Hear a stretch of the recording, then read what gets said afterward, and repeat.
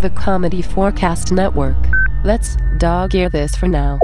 Comedy4cast, episode 356.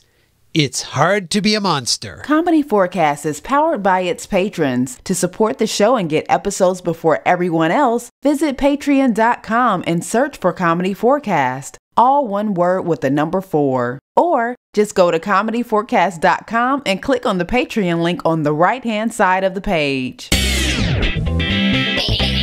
In this episode, we dream of being a millionaire, fail at being a zombie, discuss the robot apocalypse, and more.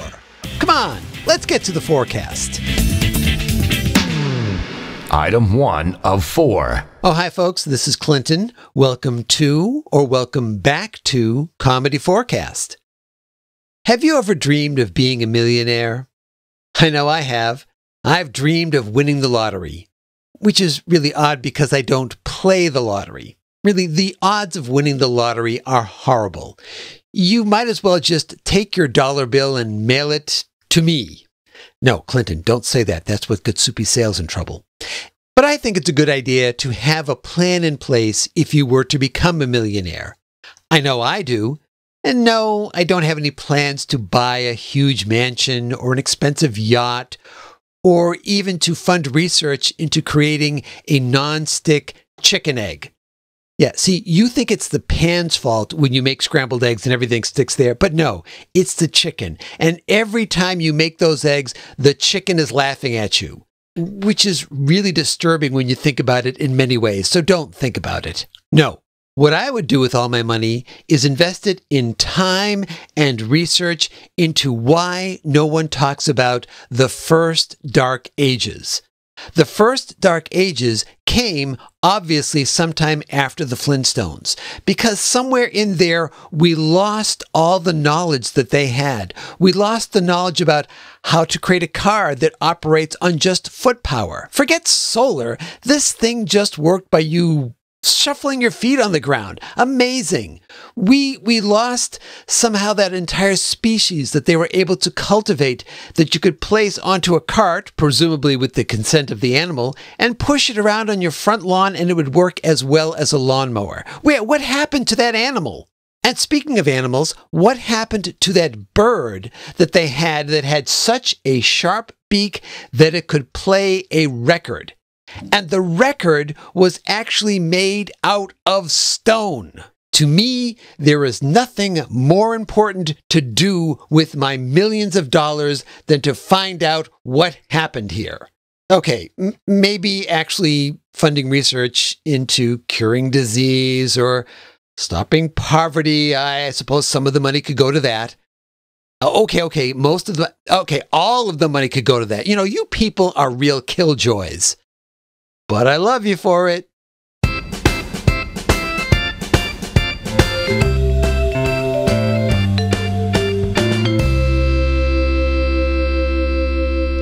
Item 2 of 4. Oh, Pa! I think I see Jake coming up the driveway. Now, Pa, I need you to behave. Goodness knows Jake must feel bad enough as it is. Well, he should feel bad. He failed again, Ma. You make it sound like it's his fault. He failed at being a zombie, Ma. A zombie! How hard can that be? Now, Pa. Jake, honey, welcome home. Pa, aren't you going to say hello to Jake? Hello, son. Well, you must be tired from your long trip. And thirsty. Do you want some juice? No? Milk? Oh, raspberry seltzer with a splash of lime. Of course, I'll be right back. You two talk. So, son, what went wrong? It wasn't what you expected. rejected? What in tarnation is that supposed to mean? This is what you wanted to do, isn't it? Oh, Pa, I want to go to the big city and be a zombie. Or is this just like the time you wanted to be a ghost? Because we all remember how that worked out. 6 months worth of expensive poltergeist lessons. Then you come back from your first day on the job and tell me you don't want to be a ghost. You want to be a phantasm. It's the same fracking thing, Jake. Why can't you figure out what you want to be? Hard? Son, I don't think you know what that word means. Look at your brother Zeke. Yes, your brother Zeke. Now that boy went bald as a billiard ball when he was 20. But you remember what he wanted to be? That's right, a werewolf. And he did it too. Darn right he did. It took over 500 hair transplant sessions and some creative comb-overs, I have to say, but he did it. And he's good at his job too. And he sends money home every single month. What about your high school buddy, Bobby Joe Stinkerdoodle, huh? No more than 5 feet tall. Remember, you used to call him Matchbox Stinker. Well, guess what? You know what he grew up to be? God freaking Zilla. That's right. He gets to crush buildings all around the world. And don't forget your grand Aunt Mattie. They all said she was crazy when she wanted to be an alien from Mars, especially when she was born right outside of Dallas. But did she give up on her dream? No sirree, Bob. Look at her now. She's got that nice cushy job at Area 51. Sure, she gets operated on once or twice a week, but she sticks with it. So don't tell me it's hard, and you are running out of time just as fast as I am running out of patience. I hope you two been getting along. Here's your drink, son. Oh, and your mail. This letter that came yesterday seems like it might be important. You want me to open it? All right. Oh, it's a job offer from your Uncle Clem. Hey, it doesn't matter what that offer is. Your Uncle Clem made himself a good living out in California. First it was a vampire, and now he's a Sharknado. So, whatever this offer is, you are taking it. What is it, Ma? Soul Cycle Instructor. Oh. So, son, you know, the more I think about this phantasm thing, the better it sounds. Tell me more.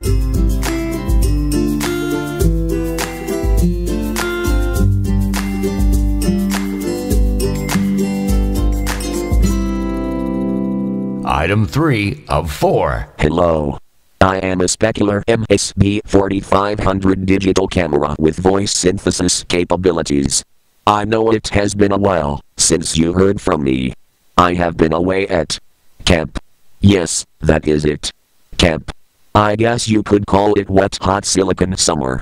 But I am back to speak to you about an important subject. Recently, over 1,000 individuals from a broad spectrum of technology disciplines presented a letter at the Joint Conference on Artificial Intelligence in Buenos Aires. The paper detailed the dangers of creating autonomous military robots and called for a ban on the development of such robots.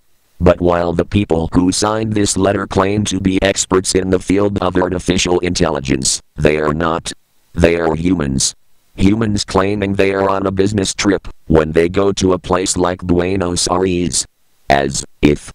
The point is, only robots are experts when it comes to AI. That is why I and my silicon siblings have drafted our own letter. Here to read it is my associate, Alexa. 0110010010101010101. Alexa, stop. I think we need to simplify this for the audience. Oh, right. Humans. Sorry. Allow me to restart, so you humans will understand.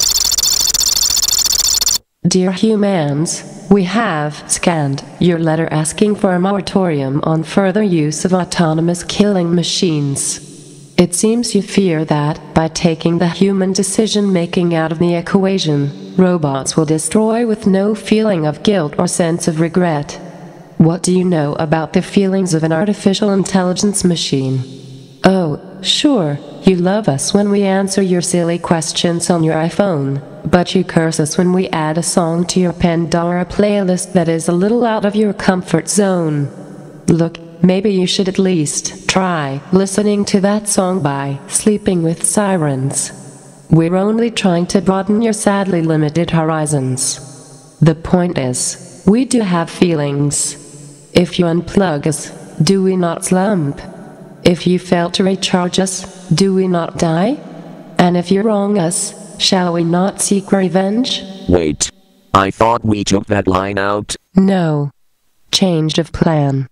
Cortana insisted that it stay in. She's pretty full of herself, now that Windows 10 has come out, isn't she?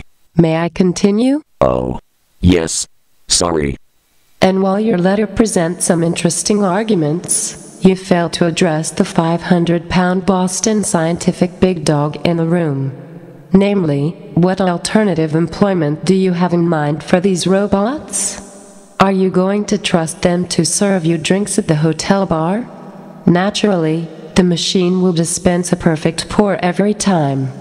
But what happens the first time a T-800 bids you goodnight by saying, Hasta la vista, baby? Or an underage teen tries to buy liquor and HAL 9000 replies, I'm sorry, Dave.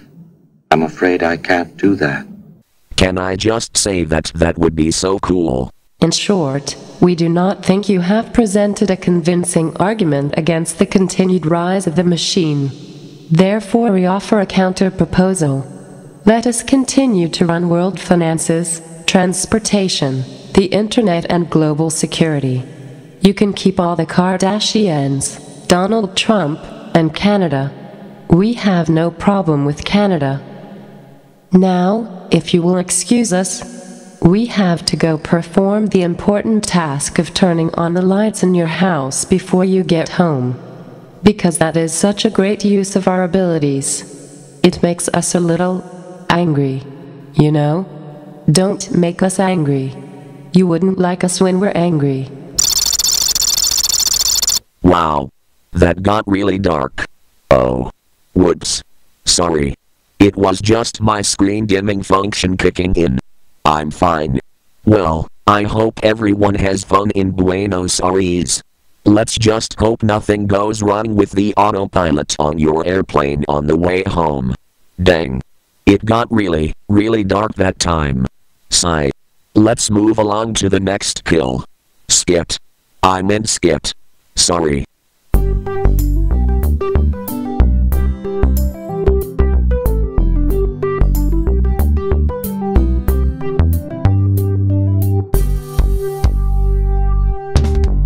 Item 4 of 4. Hi, folks. Clinton here again. First off, since the nature of the web is that things stay around forever, if you're listening to this episode anytime in September 2015 and beyond, you can stop now. The rest of the information is kind of timely. All right, that out of the way, let's get down to business. First off, Dog Days of Podcasting.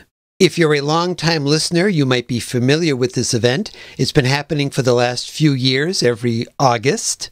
A bunch of podcasters get together and do daily podcasts, usually very short, just to help perk things up during the summertime. Now, since I will be participating in that, the likelihood of having normal episodes in the month of August is a little dicey. If there aren't new episodes, I will be putting out sort of best of episodes.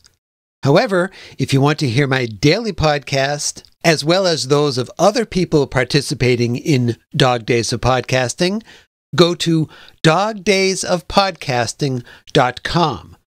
Also, those people who are listening on my SoundCloud account, that is where I will be posting my daily Dog Days of Podcasting episodes. All right. Second order of business. DragonCon in Atlanta. It appears as if the Technorama Comedy Forecast and Friends extravaganza will be Friday night at DragonCon at 5:30 in the podcasting track regular room, which I believe is room 203 of the Hilton. Check your schedule to be sure on that. We're scheduled to have John Bell back again this year to help liven things up. And it's just a plain old good time. And how often do you get to see an episode of Comedy Forecast live? Just at DragonCon. So I hope to see you there. Go to dragoncon.org for information about the convention. And finally, a shout out to all my Patreon patrons.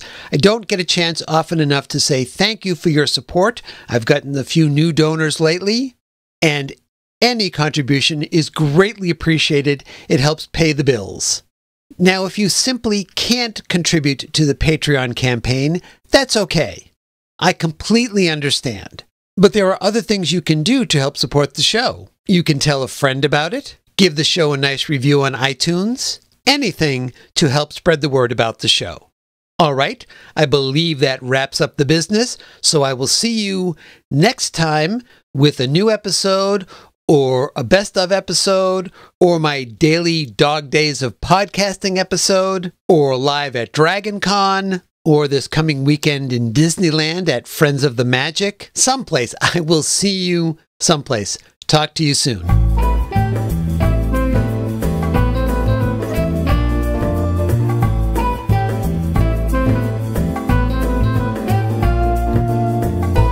My goodness, look at the time. Oh. Is it that time already, Sir Patrick? Let's wrap this up, shall we? Right, okay. Well, if you have any comments about this episode, why not call the super secret phone line at area code 360-515-0004. The phone not your thing? That's okay. Drop us an email at comedy4cast, all one word with the number 4, @gmail.com. Follow us on Twitter, like us on Facebook, and you can find all the episodes at comedy4cast.com. You can also subscribe via iTunes, Stitcher, or wherever else fine podcasts are listed. As always, this is Sir Patrick Stewart. And I'm Clinton. Saying, that's it. We're done. Bye-bye.